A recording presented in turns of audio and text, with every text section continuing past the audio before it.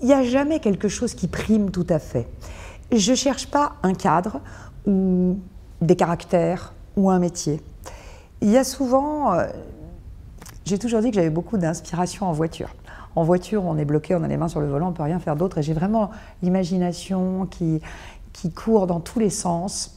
Et à un moment, il y a une idée qui s'impose. Les caractères des personnages, leur tempérament, c'est quelque chose, c'est peut-être le plus important pour l'auteur. C'est ça qui va me donner envie de creuser la psychologie du personnage, c'est ça qui me donne envie de rentrer dans leur tête, parce que c'est important pour un auteur le point de vue. Dans chaque scène, je m'attache à savoir du point de vue de qui je vois la scène.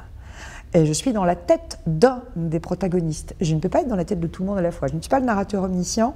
C'est plus simple d'avoir un point de vue. Et donc, vraiment le tempérament de chacun avec ses qualités, ses défauts.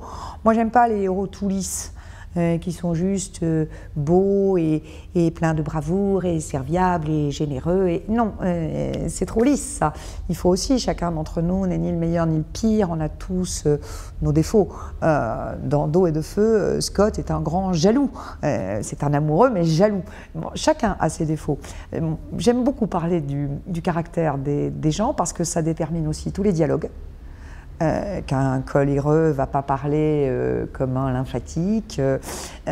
Voilà. Je pense que pour un auteur, si on n'a pas cerné ça d'abord, c'est tellement plus important que le physique du personnage.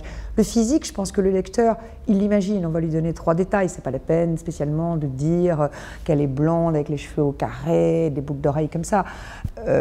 C'est pas la peine. En revanche, de plonger un peu dans son caractère et de faire comprendre pourquoi elle a réagi comme ça, pourquoi tout d'un coup cette fuite ou au contraire cet accès de fureur, le lecteur le comprend mieux et le trouve normal et naturel si on lui a expliqué en amont quel était le caractère du personnage.